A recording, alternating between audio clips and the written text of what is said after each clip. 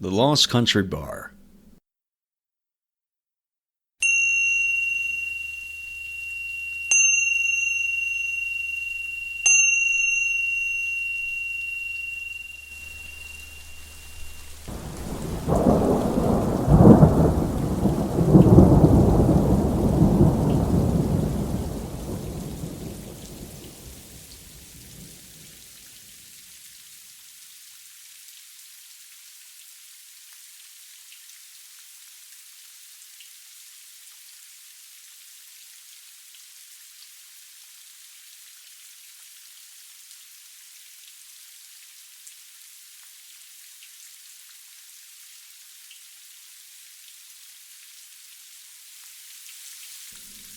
There are many great things about riding a motorcycle.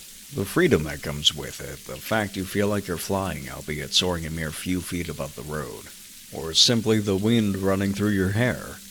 There are a nearly limitless number of pleasures motorcycling provides you with. But one of these great pleasures very few motorcyclists consider is that you can get lost. When you're in a car, you have a free hand to look at a map, pull up your destination on your phone, even receive audible directions from Siri to tell you when to turn and where to go. But with a motorcycle, you have no such luxury, and if you're going to drive long distances, you need to put your route to memory, lest you want to pull over every 45 minutes to remind yourself where you're going. And so, for many motorcycle riders, if they fail to memorize their route, miss their exit, or simply make a wrong turn in Albuquerque, they get lost. At first, this may not sound like a great thing. Who wants to get lost? But if you are a motorcycle rider, chances are you are older. And since you are older, you likely know the north, south, east, west, and for the most part always know where you are among the millions of miles of road in the United States.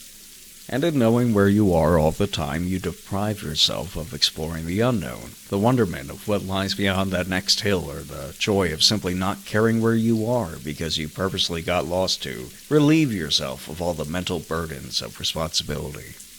And so one of the greatest joys of riding is getting lost, truly not knowing where you are and not really caring either. But some interesting things happen when you get lost.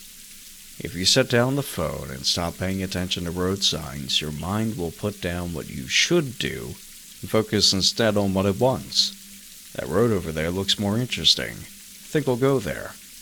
That tree line suggests there's a river. Perhaps there's a scenic river road I could follow. I've never been down this road before. I wonder what's down there.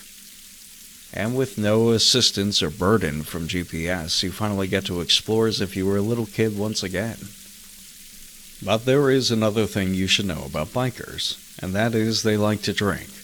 Not copious amounts of booze that would otherwise impair the driving, but after several long hours on the road with dust in their face and wind-chapped lips, they like to stop and take a break to stretch their back, get some blood flowing back into their legs. And if they're lost during that particular ride, there's a good chance they will find the Lost Bar.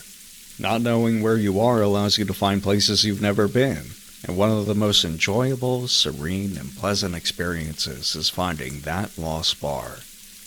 Nobody knows where it is because the only time people found it was when they were lost. A lot of times they couldn't even tell you how they got back from the bar in the first place. But even though its location is lost to memory, the lost bar is somewhere out there in the U.S. waiting for you to happen upon it. It might be in the high plains desert of Utah. Perhaps in a nondescript location on the side of the road in Georgia. It could be way up in an abandoned mining town in Colorado. It could just be in a small rural bar in the middle of nowhere, Nebraska. But it is there, and it is the same no matter where you discover it. First, nobody cares who you are. You are a stranger. People don't know your past, they don't care about your past sins, they are merely temporarily piqued by your presence, and inevitably return to their own drink. Second, the Lost Bar always has at least a handful of interesting patrons. The bartender, not recognizing you, will ask you where you're from. The local old wise man, likely a war veteran, will make particularly clever digs against his 73-year-old best friend since childhood. The regulars will all have their inside jokes, putting on a clever comedy routine for your enjoyment. May not be the greatest movie ever shown or the greatest story ever told, but these performers will make you chuckle and put a smile on your face. And third, there is, of course, booze. As you rest your back and shoulders, a cold beer or perhaps a generous shot of whiskey slowly makes its way down your throat, giving you a nice, warm, burning sensation. It calms your nerves, puts your mind off the hundreds of miles you have ahead, makes your worries disappear, and finally you get some peace and serenity. Perhaps it gives you hope. There might be another Lost Bar down the road. In short, the Lost Bar is a place of refuge. A place where nobody can find you. A place where your problems can't haunt you. There is no work, no worry, no fret, no obligation. Just a group of strangers in a quiet dive bar far, far away from home. And whether that bar has old, ornate wood working from the Wild West days or is just a local divey, American Legion with Budweiser signs and the American flag, it is lost and you have found it.